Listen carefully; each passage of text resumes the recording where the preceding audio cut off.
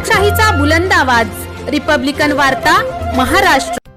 वलांडी येथे अनेक युवकांनी केला वंचित बहुजन आघाडीत प्रवेश। वंचित बहुजन आघाडीकडे तरुणांचा वाढला कल। बातमी देवणी। लातूरच्या देवणी तालुक्यातील वलांडी येथील सौदागर फार्म हाऊस येथे 13 नोव्हेंबर रोजी वंचित बहुजन आघाडीचा पक्षप्रवेश सोहळा छोटाखानी कार्यक्रम आयोजित करण्यात आला होता।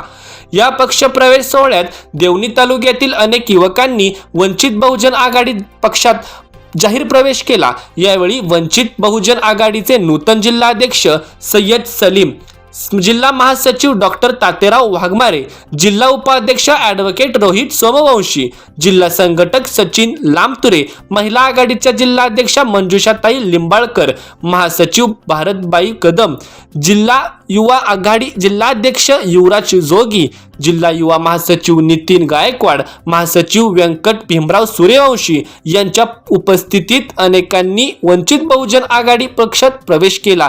देवणी तालुक्यात वंचित बहुजन आघाडीकडे तरुणांचा कल वाढला आहे। म्हणून माझी कार्यकर्त्यांना कळकळीची विनंती आहे, हे भविष्य तुमच्या युवकांच्या हातामध्ये आहे।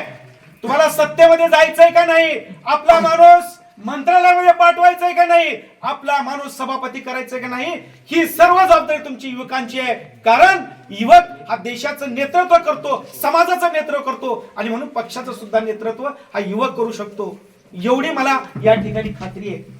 मी युवक असताना सुद्धा हाजी मस्तान, मिर्झा, रजनीकांत या ठिकाणी चल म्हणेल त्या ठिकाणी येत होते, एवढी ताकद माझ्याकडे होती। हाजी मस्तान मिर्झाचा दो दिन मेरे घर में मुकाम था। निलंग्यामध्ये आमच्या मुस्लिम समाजावरती अन्याय झाला, गाडी घालून मारण्यात आलं, एकही माई चलाल रस्त्यावर येत नव्हता, परंतु रजनीकांत कांबळेने त्या हाजी मस्तानला मुंबईहून बोलवलं आणि निलंग्यामध्ये सभा घेऊन त्या ठिकाणी एसपीला त्या ठिकाणी चॅलेंज करायला लावलं। ही युवक असतानाची ताकद आहे। आता मी युवक राहिलो नाही, तुम्ही सगळंच काय घडवू शकता।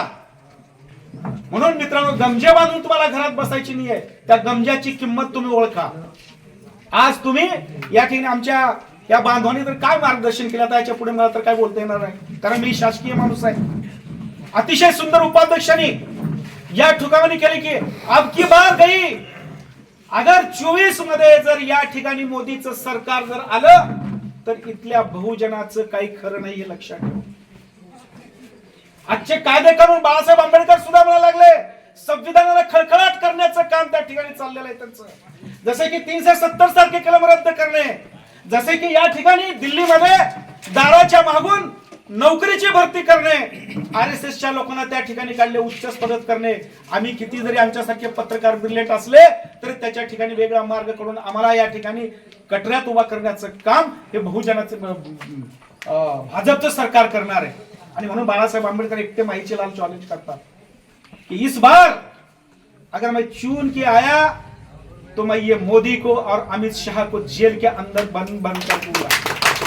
त्याला म्हणतात वाघ, म्हणतात त्याला रक्त लागतं आणि काळीज लागतं, हे काळीज फक्त बाळासाहेब आंबेडकरांकडे आहे। आणि बाकीच्या सुद्धा नेत्यांनी कबूल केले, मी प्रत्येक पक्षाच्या लोकांमध्ये मी असू शकतो। आणि हिंदू खतरेमध्ये आहे म्हणलं की या बीजेपी सरकारला मग आयतं ते भांडवल होतो। आम्ही जे वंचित घटक आहोत, बहुजन जो समाज आहे तो तेव्हा फक्त हिंदू होतो आणि इतर वेळी मग तो मागासवर्गीय होतो।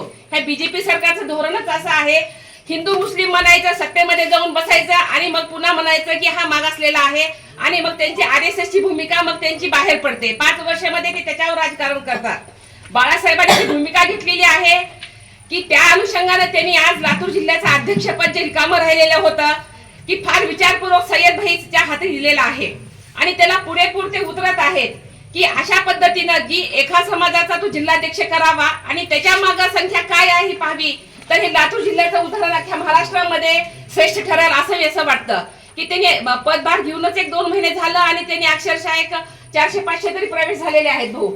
त्याच्यामुळे त्यांचं परत एकदा अभिनंदन करते आणि मी माझ्या माध्यमातून तुमच्यापर्यंत एक संदेश पोहोचवते की तुमचा जसा प्रवेश आहे तशी महिलांची राजकारणामध्ये फार नितांत गरज आहे। तुम्ही तुमच्या घरातले म्हणा ज्यांनी सरळ प्रवेश करू शकतात की मुस्लिम महिलांची संख्या तर फार कमी आहे पक्षामध्ये, तर मी आपल्याला एक विनंती करेन की तसा मुस्लिम महिलांचा जर प्रवेश झाला तर मी स्वतःला धन्य मानेन आणि वंचित बहुजन आघाडीला एक वेगळं बळकटी मिळेल। राहिला विषय हा निलंगा विधानसभा मतदारसंघाचा, निलंगा शिरूर अंतपाळ, आपण मागच्या वर्षी पाहिलं की इथल्या विधानसभेचा उमेदवार जो होता भातांब्रे साहेब त्यांना उमेदवारी दिली. मी त्याची साक्षीदार आहे भाऊ. मी रेस्ट हाऊसला 4-5 चक्रा केला. जेव्हा भातांब्रे भाऊच्या नाव उमेदवारी त्यांनी जाहीर करत होते बाळासाहेबांसमोर मी पण गेलेले होते. पण ज्या भातांब्रे साहेबाची काही ओळख नव्हती, समाज कार्य काय नव्हतं, अशा माणसाला बाळासाहेबांनी एक हेरून उमेदवारी दिली की इथलं प्रतिनिधित्व जावं आणि इथून जे कास्टिझम आहे लिंगायत समाजाचा एक आमदार व्हावा आणि त्यांना मतं मिळतील. पण भातांब्रे साहेब प्रसिद्ध झाले, मतं मिळाली फक्त वंचित बहुजन आघाडीच्या जोरावर. त्यांना त्यांच्या जातीची किती मतं मिळाली माहिती नाही, पण इथल्या एससी समाज पूर्ण त्यांच्या पाठीशी उभा राहिला आणि वंचित बहुजन आघाडीला तेव्हा 30,000 मतं काहीतरी मिळालेली आहेत. आणि भातांब्रे साहेब हा पक्ष सोडून गेले. भातांब्रे साहेब इथं आमदार होते. मी नेहमी म्हणते तिकडे जाऊन ते त्या अंडा सेलचे पदाधिकारी झालेले आहेत. असं भविष्यात होऊ नये.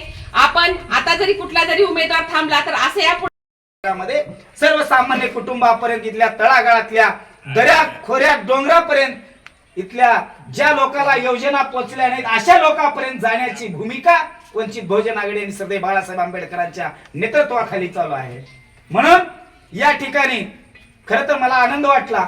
या ठिकाणी वलांडी सारख्या गावामध्ये आज 10,000 लोकसंख्येचं गाव आहे. इथं जिल्हा परिषद मतदारसंघ आहे. खरं तर हा इथला जनसमुदाय बघितल्यानंतर मला बी आनंद वाटला. कारण ज्या ज्या वेळेस इथल्या मुस्लिम समाजावर इथल्या भारतीय जनता पार्टी आणि RSSच्या मनुवाद्यानं घात घालण्याचा प्रयत्न केला, ज्या वेळेस NRCचा विषय आला, किती जणाला माहित आहे NRC? आपण लढलोय ना मुस्लिम समाजानं. काय लांब फॉर्म किती लोकांना माहित आहे NRC ज्या वेळेस या महाराष्ट्रामध्ये आणि या देशामध्ये मोदी सरकारनं आणण्याचा प्रयत्न केला, एकमेव माणूस होता या महाराष्ट्रामध्ये आणि देशामध्ये की मोदी शहाला बंद करण्याचं काम कोण केलं असेल, त्यांना जवाब देण्याचं काम कोण केलं असेल तर सरदार बाळासाहेब आंबेडकरांनी केलेलं आहे.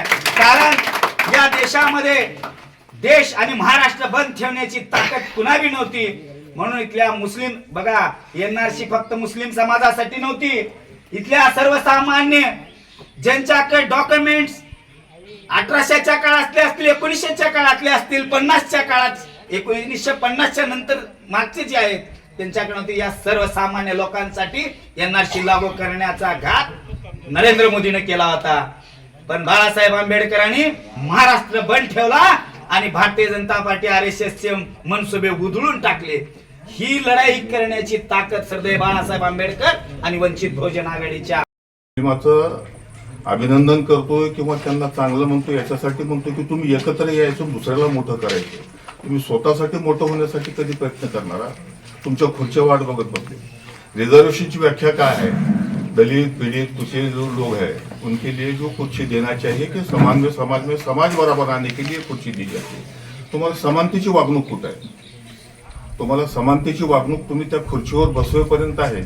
आज तुम्हाला हा वंचित बहुजन आघाडी पक्षामध्ये तुम्हाला खुर्चीवर बसवण्यासाठी जे प्रयत्न चालले आहेत त्या खुर्चीचे मालक जर तुम्हाला व्हायचे असतील तर तुम्ही विचारानं वंचित बहुजन आघाडीला पाठिंबा दिला पाहिजे आणि मताच्या रूपानं त्याचं रूपांतर मतात झालं पाहिजे. तुम्ही या ठिकाणी 50-100 लोकांनी जे प्रवेश घेतला, तुमचे 5,000 नापलग आहेत तालुक्यात, तुमचा हा मेसेज गेला पाहिजे त्यांच्यापर्यंत. आपल्याला वंचित बहुजन आघाडीचं काम करायचं आहे. भविष्यामध्ये आपल्याला बाळासाहेबांना निवडून द्यायचं म्हणजे आपल्या विचाराला निवडून द्यायचं. ते ऑलरेडी मोठे आहेत, त्यांना मोठं करण्यासाठी आपला प्रयत्न काही गरज नाही. पण तुम्हाला मोठं होण्यासाठी, तुम्हाला मोठं करण्यासाठी जी पक्षाची धडपड चालू आहे, जर तुम्हाला भविष्यात खरंच मोठं व्हायचं असेल तर विचारांना एकत्र या. विचारांना एकत्र येऊन येणाऱ्या भविष्यामध्ये ज्या निवडणुका होणार आहेत तर वंचित बहुजन आघाडीचा घरी बसल्यानंतर 5,000 लोकांना तुमचा फोन गेला पाहिजे, वंचितला मतदान करा. तुम्हाला गाव. रिपब्लिकन वार्तासाठी लातूर देवणी प्रतिनिधी Sagir Momin. Subscribe now and press the bell icon. Never miss an update.